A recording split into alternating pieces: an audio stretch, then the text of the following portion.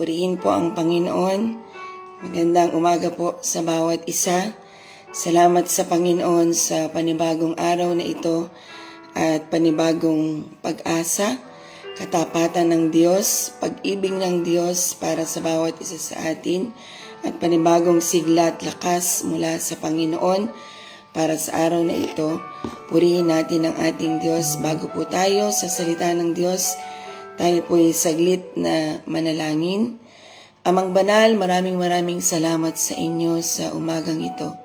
Salamat Panginoon sapagkat kay Diyos na mabuti, kay Diyos na tapat, kay Diyos na hindi nagbabago, kayo noon, ngayon at magpakailanman. Purihin kayo, O Diyos. Salamat Panginoon sapagkat sa araw na ito ay patuloy po naming mararanasan ang inyong kabutihan at katapatan, ang inyong kalakasan, ang inyong pag-iingat, ang inyong dakilang habag at pag-ibig sa amin, Panginoon. Purihin kayo na hindi nagmamaliw, Panginoon, kailanman. Salamat sa inyo, O Diyos. Pagpalain po ninyo, Panginoon, ang pag-aaral na ito ng inyong mga salita. Tulungan at samahan niyo kami, Banal na Espiritu Santo. Hayaan po ninyo sa umagang ito, Panginoon, sa lahat ng nakikinig, Panginoon, at makikinig pa, Panginoon. Lord, ang inyong pangungusap, ang inyong tulong at pagsama, Panginoon. Hayaan ninyo, Lord, sa oras na ito, Panginoon, ay maituon ang aming mga kaisipan at damdamin para sa inyo.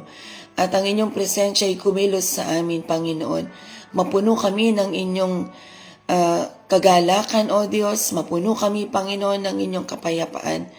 Hayaan niyo, Lord, na sa araw na ito, sa oras na ito, ang inyong mga salita ay maging kaaliwan at kalakasan sa amin. Salamat po, pagpalain niyo po ang inyong lingkod na inyong gagamitin, Panginoon. Tulungan niyo po ako, Panginoon, na maihayag ang inyong mga salita ng ayon sa inyo, O Diyos. Salamat po. Pinupuri po namin kayo at pinasasalamatan sa pangalan ni Jesus. Amen. Magandang umaga po muli sa bawat isa. Salamat po sa Panginoon. Ngayong umaga po ay naririto po ako ngayon sa Galilee Mission Center kung saan po ay palaging ginaganap ang taunang camp meeting po ng Door of Faith Taiwan.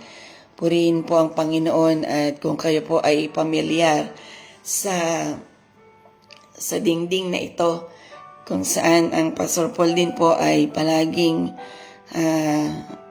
nagdaraos ng kanyang live bago po mag-camp meeting. Ay ito rin po yung lugar na same place.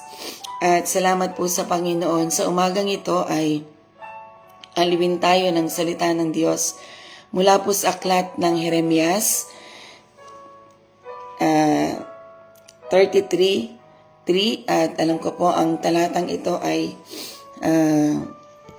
hindi na po bago sa karamihan, ngunit minsan pa po tayong palakasin ng salitang ito ng ating Panginoon. Mula po dito sa Jeremias at babasahin ko po sa English, sa Jeremiah 33 verse 3, sabi po dito, "Call to me and I will answer you and show you great and mighty things which you do not know." Purihin ang ating Panginoon. Salamat sa Diyos. Makapangyarihan po ng salitang ito. At mula sa salitang ito ay makikita po natin yung panawagan ng ating Diyos. Sabi po din sa pinaka-title po ay The Call to Prayer, Hearing God's Invitation. Ito po ay isang mapagpalang panawagan po ng ating Panginoon sa bawat isa sa atin. Maraming mga pagkakataon na nakaririnig po tayo ng mga invitations. At excited po tayo pagka may mga birthday invitations, wedding invitations, at speaking invitations, ano pa mang mga celebration na mga invitations at ano po tayo, pinaghahandaan po natin yan, lalo po pagka mga birthdays or wedding invitations, nandoon yung excitement natin, nandoon yung preparations natin. At salamat sa Panginoon sapagkat dito sa talatang ito sa Jeremiah 33:3 ay punong-puno ng pagnanasa ang ating Diyos sa isang paanyaya. Yung salitang call to me, ito po ay isang panawagan at invitation ng ating Panginoon na kung saan ay punong-puno din ng kanyang mga pangako. Hindi ba po pagka tayo ay naiimbitahan, meron po tayong inaasahan. Kung tayo po ay naiimbitahan sa isang kasalan, invitation, wedding invitations, meron tayong fino-foresee o naiisip natin na pwedeng mangyari. At alam natin na merong kasiyahan o may matatanggap din tayo. Meron tayong mai-experience. Kaya dito sa panawagan ng ating Panginoon, call to me, ito po ay isang mapagpalang invitation para sa bawat isa sa atin. At salamat sa Diyos dahil yung panalangin. Kasi yung panawagan na ito ng Diyos ay isang invitation para sa atin upang manalangin. At nawa, every time that we are invited and we are reminded for an invitation to pray, ay excited po tayo. Sa taong ito ay pinagpala po tayo ng Panginoon sapagkat mula po sa ating tagapanguna, sa patnubay ng Banal na Espiritu Santo, sa ating tagapanguna, Pastor Joseph Masaredo, ay naihayag po yung tema ng Door of Faith sa taong ito, House of Prayer, o sa Mateo 21:13, yung tayo po bilang tahanan ng panalangin. At salamat sa Diyos sapagkat ang pananalangin ay isang invitation po sa atin na kung saan ay mapuno tayo ng kagalakan o excitement na tugunan ang imbitasyon na ito para sa bawat isa sa atin. This is not just a religious duty. Alam ko yan ng lahat. Hindi lang ito isang tungkulin na relihiyon, pang-relihiyon. But it is a divine invitation. Call to me, sabi ng ating Panginoon. At kasunod doon ay punong-puno ng pagpapala. Sabi diyan, call to me and I will answer you. Merong kagad assurance. Hindi sinabing, tumawag kayo sa akin at tignan natin kung ano mangyayari. Di ba po? Pagka tayo'y tumatanggap ng invitation, pumunta kayo sa birthday ko at magkaroon tayo ng salo-salo. Magkaroon tayo ng kasiyahan. Hindi ba po buo na sa kaisipan nung nag-i-invite, ano yung ihahain niya, na ipaghanda niya na yung mga dadalo ng masasarap na pagkain. Higit pa sa Panginoon. Sabi diyan, tumawag kayo sa akin at kayo'y aking sasagutin. Punong-puno ng pag-asa, punong-puno ng pagpapala, punong-puno ng katiyakan. Na pagka tayo'y tumawag sa Panginoon, naroroon ang tugon ng ating Panginoon. Sabi po sa 1 Thessalonians 5:17, pray without ceasing. Walang patid. Kaya nga, ang invitation na ito ay ganun din. Tuloy-tuloy. Kung merong talata na nagsasaad na tayo ay manalangin na walang patid. Ang invitation na ito para sa atin, paumanhin po yung pagkat. Calling us to pray. Every moment, every time, every single minute or part of our time, God is calling an invitation. And it's not just giving an invitation. It's giving us an assurance. Kasi sabi doon, call to me and I will answer thee. Mula pa sa aklat ng Genesis hanggang sa Revelation, God is consistently calling His people to Himself. Hindi man naihayag yung mismong talatang ito, pero mula doon sa Genesis hanggang sa Revelation ng salita ng Diyos, God is consistently calls His people to Himself. Talagang tinatawag tayo ng ating Panginoon. And prayer is like a bridge. Sabi dito, is the bridge between heaven and earth. Minsan nga po ay nababanggit ko, isang pag-upo, pikit, at makipag-ugnay ka sa Panginoon ay mabilis tayong nakokonek sa presensya ng ating Panginoon. For He inhabits. Magpuri tayo sa Panginoon sa pamamagitan ng pakikipag-ugnay sa Kanya. For He inhabits the praises of His people. Tinatahanan ng Diyos ang pagpupuri ng Kanyang bayan. And it is the place where weakness meets God's strength. When we pray, nagpapanagpo yung taglay nating kahinaan at nakokonek tayo sa kalakasan ng ating Panginoon. At ito rin ay yung ating puso ay naa-align. Sabi dito, where human hearts align with divine will. Nalilinya yung ating puso doon sa kalooban ng Panginoon.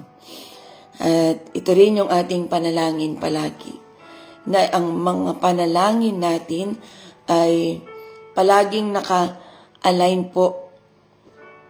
Lord, tulungan tayo ng Panginoon, tulungan tayo ng Diyos, that in every prayer that we confess, or that every prayer that we say will be aligned in what the will of God.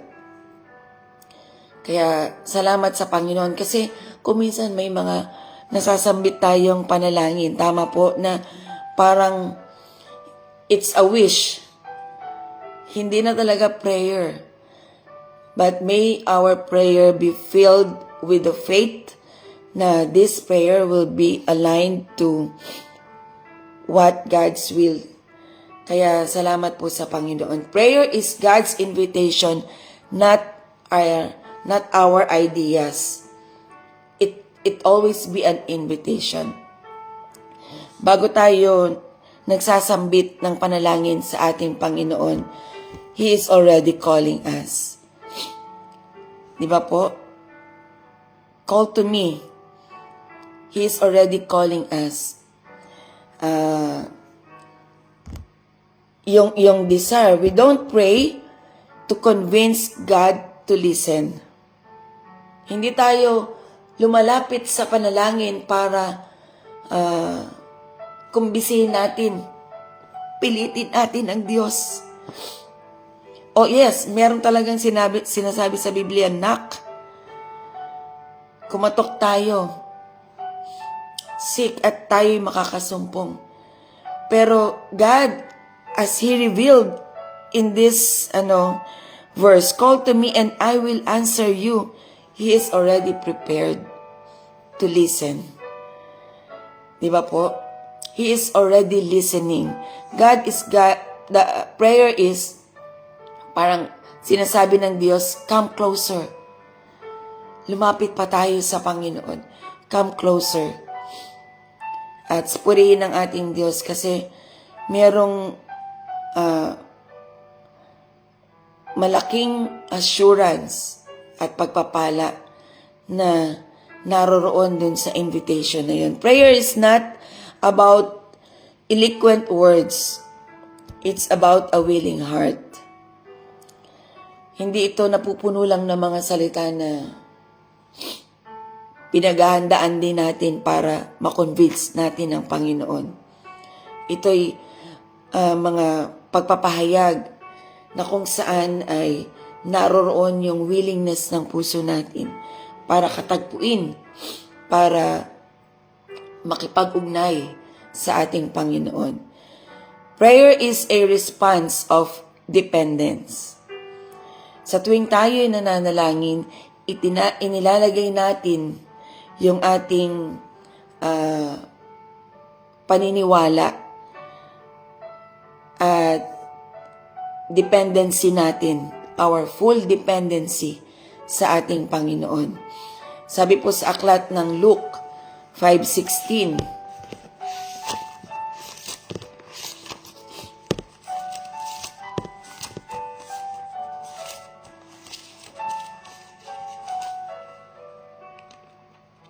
sampo natin sa Luke 5:16.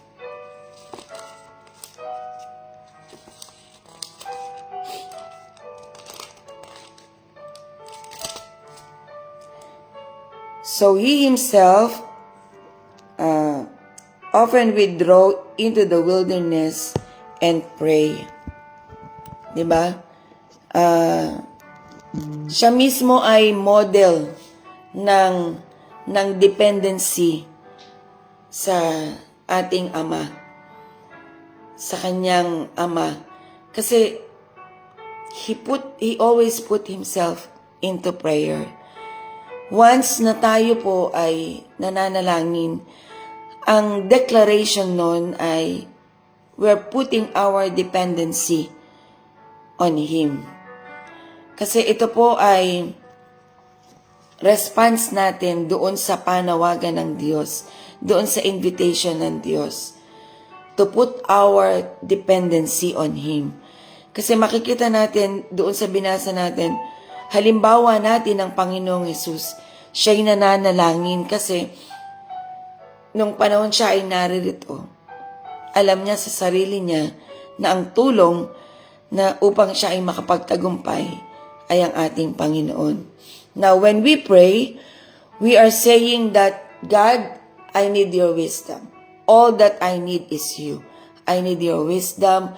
I need your peace. At yung lahat pa ng bahagi ng buhay natin ay ipinagkakatiwala natin sa Panginoon. Prayer shifts us, parang inilalagay tayo ng panalangin na ma-rely natin lahat sa Panginoon. When we pray, ay nagkakaroon ng shifting. Nung hindi ka pa nakakapanalangin, punong-puno ka ng kaisipan na papaano ba ang mga bagay na ito, papaano ko ba gagawin, o papaano ba ipapaliwanag ko yung aking sarili na hindi ko alam, hindi ko kaya. Pero once we start to pray, nagkakaroon ng shifting from doubt to trust. Naintindihan po ba natin? Prayer shifts us from self-reliance to God-dependence.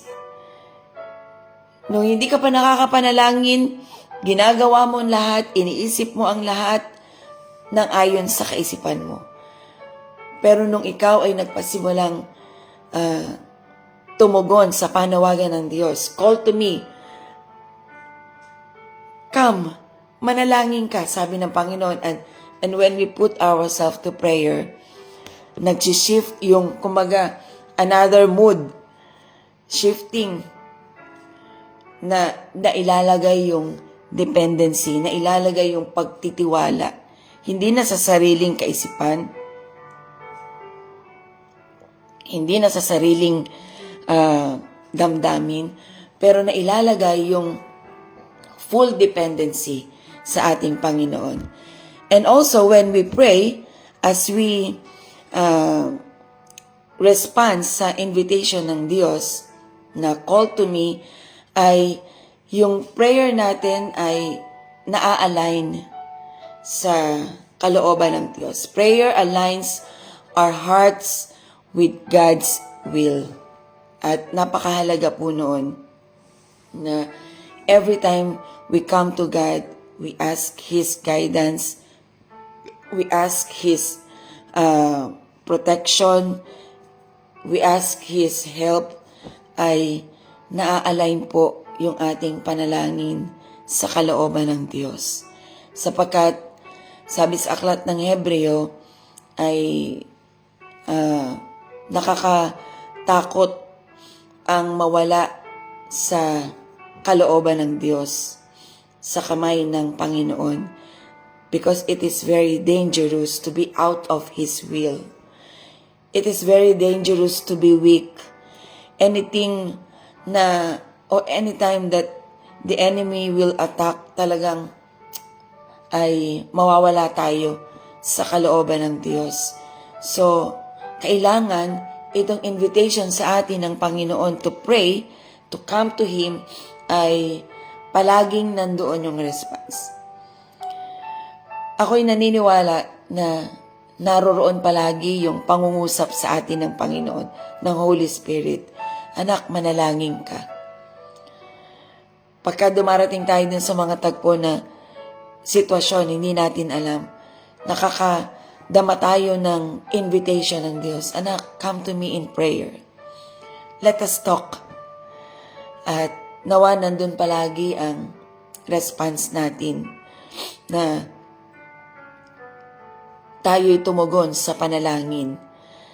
Jeremiah 33, sinasabi natin ang ating prayer line pagka tayo ay nasa iba't ibang sitwasyon.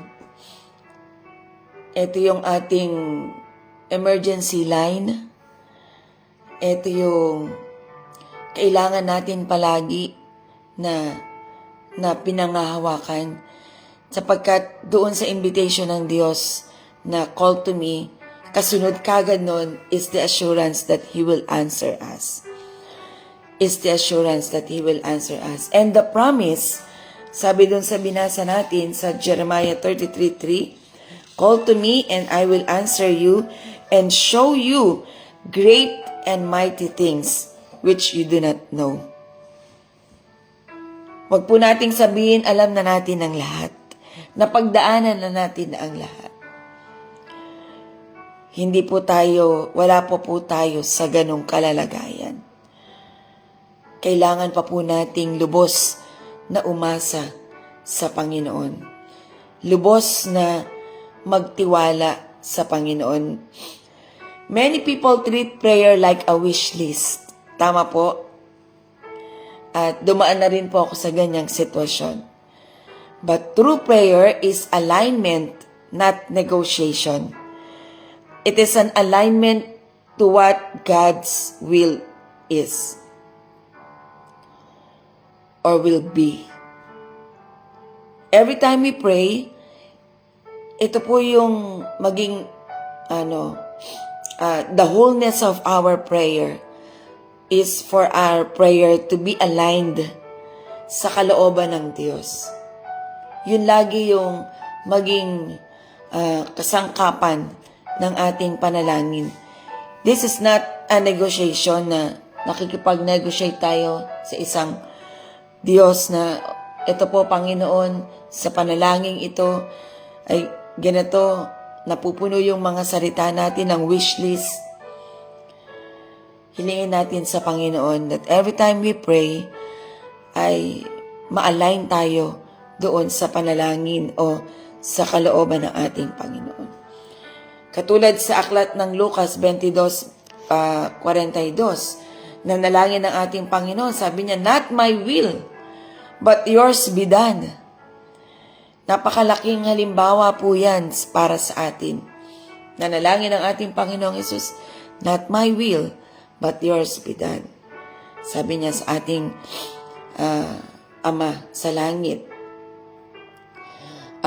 Prayer doesn't always change our situation, but it always changes us. Binabago tayo every time we pray. Kasi every time we speak or every time we are in the presence of God, ay nandoon yung kapangyarihan ng Diyos para yung alignment ng puso natin, alignment ng ating damdamin, alignment ng ating kaisipan ay mabago.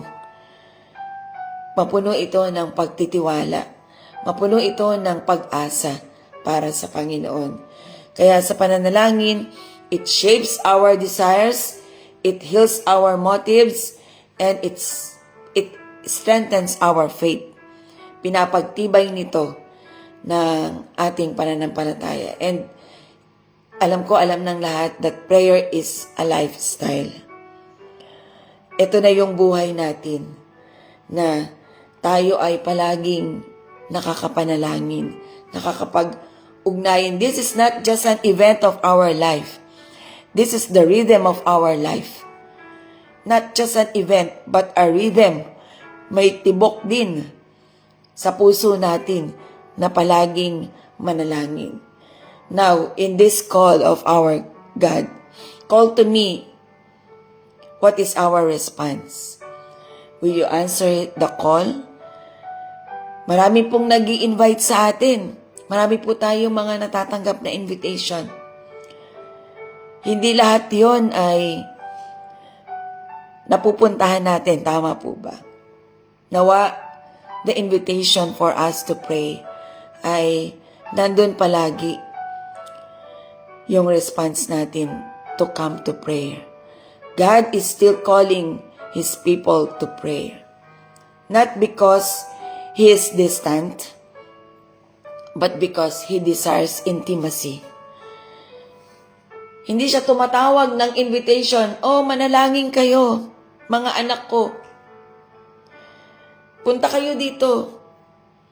Hindi ka na mag-e-effort pa ng yung pagod na pagod ka para magkaroon kayo ng intimacy in prayer. He is not distant. Hindi siya malayo. Kaya salamat sa Panginoon dahil yung invitation na ito, call to me, ay punong-puno rin ng assurance. I will answer you, sabi ng Diyos, and show you great, not limited, great and mighty things which you do not know. Let us all be excited dun sa magiging tugon ng Panginoon.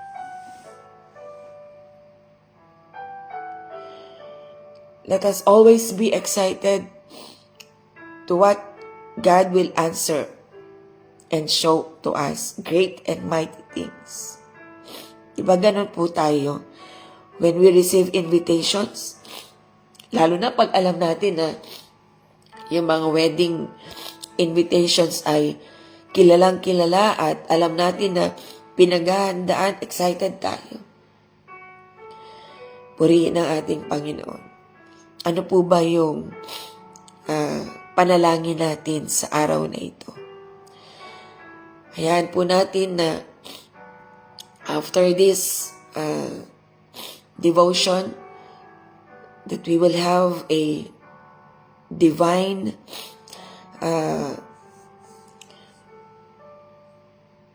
commitment sa ating Panginoon in prayer, at naniniwala ako ang katuguran ng Diyos ay nariyan na. Ibinibigay sa atin ng Panginoon. Tulungan tayo ng Diyos na palaging tumugon sa panawagan na ito ng pananalangin, sapagkat hindi tayo mabibigo. Hindi tayo mabibigo sa ating Panginoon. Purihin ang ating Diyos. Tayo sandaling yumuko, pumikit at manalangin. Purihin kayo, O Diyos, sa araw na ito. Salamat, Panginoon, sa patuloy na pagtawag niyo sa amin. Sa pananalangin, pakikipag-ugnay, pakikipagrelasyon, at pakikinig, Panginoon, sa aming mga dalangin. Purihin kayo, O Diyos. Salamat sapagkat kayo'y palaging nariyan at nakahanda na makinig, tumugon sa mga panalangin ng inyong mga anak.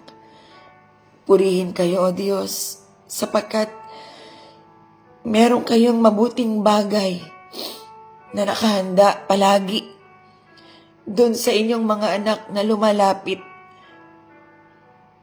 at humingi ng tulong sa panalangin. You will show great and mighty things which we do not know. Let us, hayaan yung ma-excite kaming palagi. As tuwing kami lumalapit sa panalangin, mabuo sa aming hangarin, sa aming mga puso, na kami ay lalapit sa isang Diyos na makapangyarihan sa lahat, na sapat sa kapangyarihan upang katagpuin ang mga pangangailangan ng bawat isa sa amin, na sapat ang inyong kapangyarihan upang kami ay alumin sa lahat ng mga kabigatan sa amin, na sa tuwing kami nakikipag-ugnayan sa inyo sa panalangin, sapat ang inyong kapangyarihan, O Diyos, upang kami mapuno ng pag-asa, upang kami mapuno ng pananampalataya, na mararanasan namin ang inyong pangako, O Diyos. Purihin kayo, Lord, sa anumang mga panalangin ng inyong anak sa oras na ito. Sa pangalan ni Jesus, siniling ko po na ang mga panalangin na ito ay maging ayon sa inyong kalooban. In the name of Jesus. Huwag niyo po kaming ilayo sa inyong kalooban, gaya ng naging inyong panalangin. Gaya ng naging inyong panalangin, Panginoon, sa Garden of Gethsemane. Let your will be done, Lord. Let your will be done. Purihin kayo, O Diyos. Purihin kayo, Panginoon. Hallelujah. Hallelujah. Salamat sa inyo, Panginoon, sa bawat isa sa amin, sa inyong mga anak, Lord. Nakikinig at kasama namin, Panginoon, sa devotion na ito. At dun pa sa mga makakapakinig, Panginoon. Tulungan niyo kami, Panginoon, na tumugon sa napakadakilang imbitasyon na palagi ninyong ibinibigay sa amin. Call to me. Yan yung panawagan ninyo sa amin. Yan yung invitation ninyo, Panginoon, na merong hatid na assurance. And I will answer you. Yan po yung salita ninyo para sa amin. Show you great and mighty things. Salamat sa inyo. Salamat sa inyo, Panginoon. Pinupuri po namin kayo at niluluwalhati. Hayaan po ninyo, Lord, ang inyong mga salita. Aming napagbulay-bulayan ay manatili sa amin upang sa aming pananampalataya, Panginoon, ay magkaroon ng katugunan at pagpapatibay, Panginoon, at kalakasan sa bawat isa sa amin. I-bless po ninyo, Panginoon, ang aking mga kapatid na kasalukuyang nakikinig at doon, Panginoon, sa mga naghahanda na para pumasok sa school, sa trabaho, o ano pa mang mga bagay na mangyayari sa araw na ito. Tulungan niyo po kami, Panginoon, na ang inyong pag-iingat, proteksyon, Panginoon, pagsama at pagpapala ay sumagana, Panginoon. Salamat sa inyong awa, sa inyong habag para sa bawat isa sa amin, na magampanan namin ng pinakamabuti, Panginoon, ang paglilingkod na ito para sa inyo. Pagpalain niyo aming mga tagapanguna, Panginoon, ang pamilya ng Pastor Joseph, Panginoon, ang mga pastor, mga district supervisors, mga guro sa Bible School, Panginoon, Lord, patuloy niyo po silang tulungan at samahan. Ang inyong kalakasan, ang inyong kagalingan, ang inyong pagpapala ay dumaloy, Panginoon, sa buhay ng aming mga tagapanguna. Salamat sa inyo, Panginoon. Ganon din naman, Panginoon, hinihiling ko dun sa aking mga kapatid, sa pamilya ng bawat isa sa amin, Panginoon. Kung sila man ay nasa malayong lugar, hindi maiksi ang inyong kamay, Panginoon, upang abutin ang mga mahal sa buhay ng inyong mga anak. Salamat sa inyo. Abutin ninyo ang inyong mga anak sa kagalingan, sa kaligtasan, sa kapunuan, Panginoon, sa pangangailangan. Purihin kayo, O Diyos. Salamat po. Pagpalain ninyo ang araw na ito. Hayaan po ninyo na kalooban nyo lamang, O Diyos, ang siyang mangyari para sa amin. Pinupuri po namin kayo, niluluwalhati, dinadakila at sinasamba, Panginoon. Purihin po kayo, O Diyos. Ito po ang aming dalangin sa pangalan ni Jesus. Amen. Purihin po ang ating Panginoon. Salamat sa Diyos. Pagpalain po kayo. Pagpalain po tayo ng ating Panginoon sa umagang ito. Nais ko pong